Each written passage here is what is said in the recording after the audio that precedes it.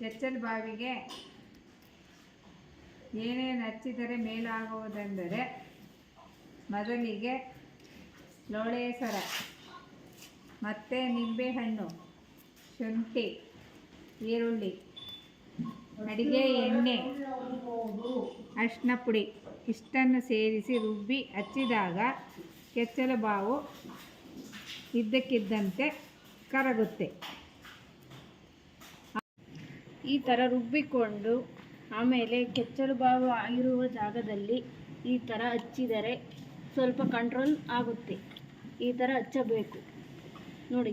ಹಸುವಿಗೆ ಕೆಚ್ಚಲು ಬಾವು ಆದರೆ ಈ ಥರ ಸವರಿ ಕಡಿಮೆ ಆಗುತ್ತೆ.